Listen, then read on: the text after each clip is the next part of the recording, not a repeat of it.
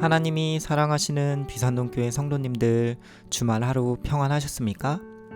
오늘 제목은 참된 부활을 소망하라 입니다. 오늘도 세상 끝날까지 우리와 함께 하시는 부활의 주님을 의지하며 기쁨과 소망 가운데 살아가시는 모든 비산동교회 성도님들이 되시길 축복합니다. 기도하겠습니다. 창조와 생명의 하나님, 오늘도 주님께서 우리의 생명의 주인이심을 믿고 주님을 의지하며 부활의 능력으로 살아가길 소망합니다. 오늘 하루 나의 모든 것이 주님의 것이다. 주님은 나에게 영원한 생명을 주시는 분이다. 믿음으로 고백하면서 믿음으로 담대하게 승리할 수 있도록 인도하여 주옵소서. 예수님의 이름으로 기도드립니다. 아멘. 오늘 우리에게 주시는 하나님의 말씀은 누가복음 20장 27절에서 40절까지 말씀입니다. 하나님의 말씀을 함께 읽겠습니다. 부활이 없다 주장하는 사두개인 중 어떤 이들이 와서 물어 이르되, 선생님이여, 모세가 우리에게 써주기를 만일 어떤 사람의 형이 아내를 두고 자식이 없이 죽으면 그 동생이 그 아내를 취하여 형을 위하여 상속자를 세울지니라 하였나이다. 그런데 7형제가 있었는데 마지가 아내를 취하였다가 자식이 없이 죽고 그 둘째와 셋째가 그를 취하고 7이 다 그와 같이 자식이 없이 죽고 그 후에 여자도 죽었나이다. 7이 다 그를 아내로 취하였으니 부활 때에 그 중에 누구의 아내가 되리이까? 예수께서 이르시되, 이 세상의 자녀들로 장가도 가고 시집도 가되 저 세상과 및 죽은 자 가운데 부활함을 얻기에 합당히 여김을 받은 자들은 장가가고 시집가는 일이 없으며 그들은 다시 죽을 수 없나니 이는 천사와 동등이요 부활의 자녀로서 하나님의 자녀임이라. 죽은 자가 살아나는 것은 모세도 가시나무 뜰기에 관한 글에 서주를 아브라함의 하나님이요 이삭의 하나님이요 야곱의 하나님이시라 칭하였나니, 하나님은 죽은 자의 하나님이 아니요 살아있는 자의 하나님이시라. 하나님에게 모든 사람이 살아느니라 하시니 서기관 중에 어떤 이들이 말하되, 선생님 잘 말씀하셨나이다 하니 그들은 아무것도 감히 더 물을 수 없음이더라. 아멘.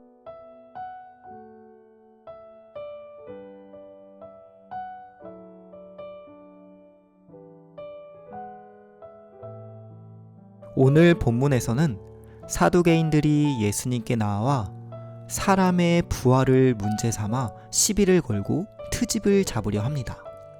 27절을 보시면 그런데 이 사두개인들의 신앙을 잘 알려주고 있습니다. 부활이 없다고 주장하는 사두개인. 이 사두개인들은 부활을 믿지 않은 사람들입니다. 신앙생활은 하지만 부활이나 천사나 영적인 존재는 받아들이지 않은 것입니다. 사도행전 23장 8절에서도 이는 사두개인은 부활도 없고 천사도 없고 영도 없다 하고 바리새인은 다 있다 함이라 라고 기록하고 있습니다. 이들의 믿음을 한마디로 표현하면 현세주의적인 믿음이라고 할 수 있습니다. 그들은 당시 잘나가는 제사장 계급으로서 많은 부와 지위를 누리고 있었기 때문에 믿음 생활을 하더라도 그들의 권세를 지켜줄 수 있는 전통이나 윤리에 관심을 두었지만 부활이나 내세와 같은 어떤 하나님의 영적인 역사는 애써 외면하였습니다. 28절을 보시면 이렇게 현세주의적인 사두개인들이 예수님께 나와 이렇게 묻습니다. 선생님이여, 모세가 우리에게 써주기를 만일 어떤 사람의 형이 아내를 두고 자식이 없이 죽으면 그 동생이 그 아내를 취하여 형을 위하여 상속자를 세울지니라 하였나이다. 그들은 부활에 대한 논쟁을 일으키면서 자신들의 주장에 대한 근거로 모세가 우리에게 써주기를 이라고 말하고 있습니다. 우리가 창출내민신이라고 부르는 구약 성경의 모세오경에서는 부활에 대해서 딱히 말씀하는 구절이 없기 때문에 이것을 토대로 시비를 걸고 있는 것입니다. 이어서 29절에서 30절입니다. 그런데 칠형제가 있었는데 마지가 아내를 취하였다가 자식이 없이 죽고 그 둘째와 셋째가 그를 취하고. 지금 이 부분은 신명기 25장 5절에 나오는 것인데 수혼제도를 말하는 것입니다. 여기서 수는 형수님 할 때 그 수입니다. 즉 동생이 형수와 결혼하게 하는 그런 제도를 수혼제도라고 말하는 것입니다. 이것은 무엇인가 하면 형제들이 여럿이 있습니다. 그런데 제일 맏형이 결혼했는데 어느 날 자녀 없이 죽었습니다. 그럴 경우 그 남동생이 형수를 부인으로 맞아들여서 자식을 낳아주어야 하는 제도입니다. 우리에게는 경악스럽지만 이것이 고대 세계에서 조상으로부터 물려받은 유산이 끊어지지 않고 계속 이어질 수 있도록 해주는 중요한 제도였습니다. 또 한편으로는 이 제도는 여성을 보호하는 기능도 했습니다. 만약 형수가 남편을 잃고 혼자 남았는데 이러한 제도가 없다면 고대 사회에서 남편 없는 과부로 살아가는 것은 굉장한 어려움이 찾아오게 됩니다. 아무쪼록 사두개인들은 지금 이 수혼제도를 가지고 부활에 대해 시비를 걸고 있습니다. 수혼제도의 법대로라면 자식 없이 죽었을 때 그 동생이 형수와 결혼을 해줘야 되는데 칠형제가 모두 자식 없이 죽었다는 것입니다. 장남의 아내였던 형수가 자식을 얻기 위해 6명의 남동생들과 다 결혼했지만 모두 자식 없이 죽었습니다. 그러면 대체 부활 때에 이 여인은 누구의 와이프입니까? 이런 기발한 질문을 던지는 것입니다. 33절, 일곱이 다 그를 아내로 취하였으니 부활 때에 그 중에 누구의 아내가 되리이까? 이어서 2번 질문을 보면서 계속 내용을 살펴보도록 하겠습니다.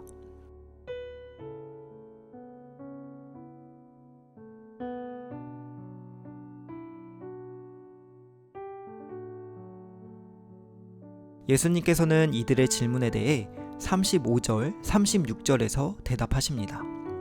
저 세상과 및 죽은 자 가운데서 부활함을 얻기에 합당히 여김을 받은 자들은 장가가고 시집가는 일이 없으며 그들은 다시 죽을 수도 없나니 이는 천사와 동등이요 부활의 자녀로서 하나님의 자녀임이라. 사두개인들은 부활의 삶이 이 세상의 삶과 똑같다고 생각했습니다.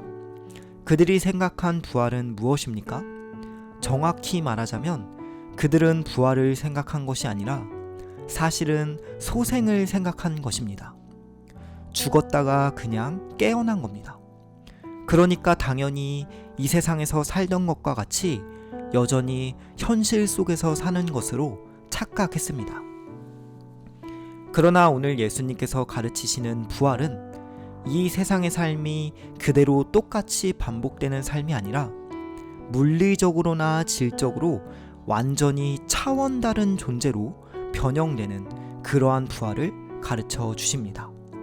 그래서 부활의 때는 이 땅에서 사는 것처럼 장가가고 시집가며 뼈 빠지게 사는 것이 아니라 36절 후반부와 같이 천사와 동등이요 부활의 자녀로서 하나님의 자녀임이라. 아멘. 즉 완성된 존재로서 완전하게 살아가게 되는 것입니다. 고린도전서 15장 51절에서 52절은 부활 이후에 우리의 존재에 대해 설명합니다. 보라, 내가 너희에게 비밀을 말하노니 우리가 다 잠잘 것이 아니요 마지막 나팔의 순식간에 홀연히 다 변화되리니 나팔 소리가 나매 죽은 자들이 썩지 아니할 것으로 다시 살아나고 우리도 변화되리라. 아멘. 여기에서 변화라는 단어가 반복이 됩니다. 예수님께서도 천국 비유에서 마치 겨자씨가 작은 씨앗인 줄만 알았는데 종국에는 가장 큰 화려한 나무로 변화되어서 새들이 그 나무에 깃든다고 말씀하신 것처럼 부활 이후의 우리의 존재는 육적으로나 질적으로 완전하게 변형되어서 완전한 존재로 완성되어진다는 것을 우리는 기억해야 하는 것입니다. 만약 내가 장애를 가지고 태어났습니까? 부활 시에는 완전한 몸으로 변형되는 것입니다. 만약 내가 이 땅에서 살다가 불의의 사고로 다리가 절단되었습니까? 부활 시에는 이전보다 더 튼튼하고 완전한 두 다리를 가지고 걷기도 하고 뛰기도 하는 것입니다. 내가 이 땅에서 많은 고난을 받으며 살아왔습니까? 부활 시에는 더 이상 아픔과 고통과 눈물이 우리를 지배하지 못하는 것입니다. 이러한 부활의 완성이 우리를 기다리고 있습니다. 하나님의 영광스러운 몸, 신령한 몸으로 우리는 완전해질 것입니다. 이렇게 부활의 첫 열매가 되신 예수님께서 이러한 모든 부활의 여정 가운데 오늘도 우리와 부활의 영으로 함께하고 계십니다.